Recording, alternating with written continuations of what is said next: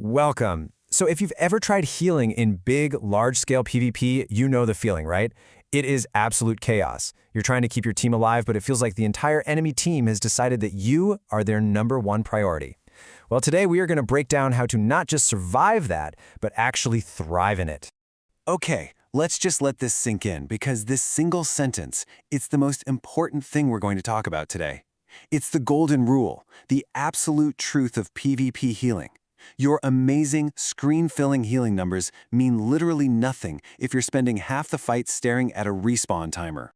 So here's how we're going to tackle this. First, we'll get a real handle on the problem. Then, we'll build your personal survival foundation. After that, we pick the right tools for a battlefield that's always on the move. Master the strategy of where to be and when. And finally, and this is a big one, we're going to completely redefine what success even looks like for a healer. Let's just be real here. In any big fight, the smartest thing the enemy team can do is get rid of you first. I mean, you're the one keeping everyone else alive. So that means your primary job, before you even think about healing an ally, is just staying alive. You are target #1. And to do that, to be really, truly effective, you can't just be kinda tough. No, your mission is to have a build, a skill set, and a whole mindset that makes you an incredibly frustrating, annoying, resource-draining pain for the enemy team to even try to kill. You want to make them regret even looking at you. So how do we get to that practically unkillable status? Well, it's not some kind of magic. It all starts with a very clear, proven formula for your gear and your stats. Think of it this way. You have to build your personal fortress before you can even think about building a hospital for your team. And the first number, the most important brick in that fortress, is your health. And every source agrees on this. You should never ever go into PvP with less than 40,000 health. That's the baseline. That's what keeps you from getting just vaporized by some ultimate or a burst combo. It's non-negotiable. So, you want to think of your build as having two main pillars. Pillar 1 is all about you, your personal survivability. Pillar 2 is about supporting the group. But you have to focus on Pillar 1 first. It's the foundation. Because if that pillar crumbles, if you die, then Pillar 2 doesn't even exist. You can't heal anyone if you're dead. Now this is really cool because it breaks down a gear template that just works. See, you're using heavy armor on your body for that raw protection. Then you've got what we call a selfish set on your weapons and jewelry. That's all about your own sustain. And you top it off with a monster piece specifically to boost your healing, because you've got to fight against all the healing debuffs that are flying around in PvP.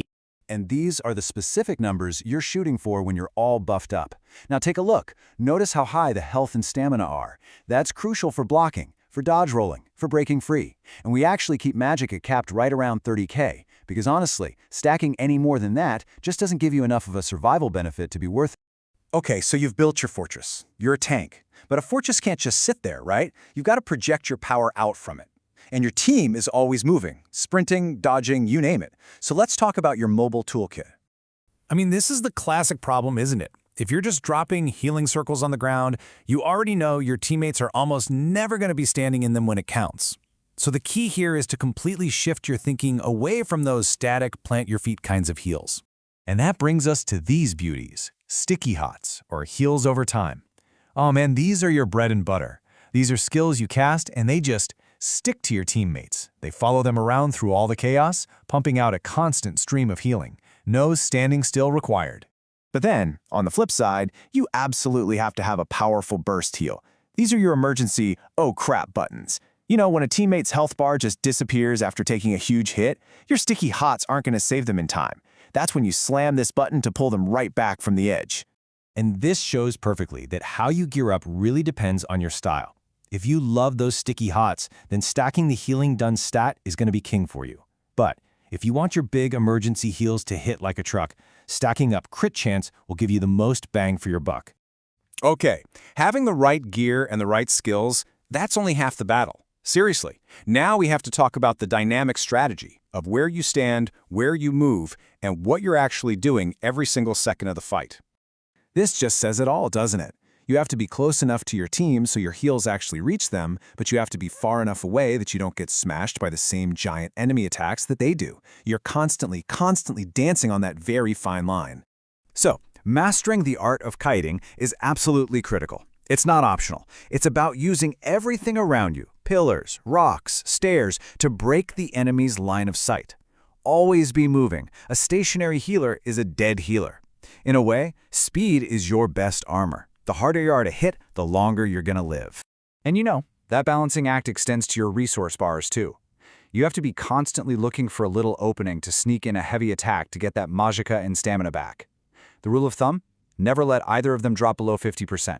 Remember, a healer with no resources is just as useless as a dead one. All right, for this last part, I really want to challenge the way that most people, maybe even you, think about what it means to be a successful healer. It is time to look past the scoreboard and focus on what actually helps you win. So what is it? What's the real mark of a great PvP healer? I'll give you a hint. The answer might surprise you, because it is something you will never, ever see on that end-of-game summary screen. That huge, flashy healing number you see at the end of a match, it can be so misleading. A lot of the time, a high number just means you were healing a ton of meaningless poke damage in a long, boring stalemate where nobody was actually close to dying. It's just fluff.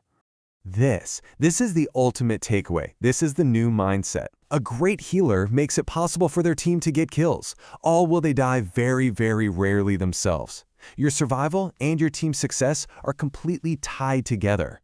So, from now on, focus on your own survival first. Build that fortress. Then, use those mobile tools to keep your team in the fight. Master your positioning, your kiting, your resources. And start measuring your success not by your healing number, but by your real impact. How you helped your team win the fight while you were still standing at the end. That is the art of PvP healing.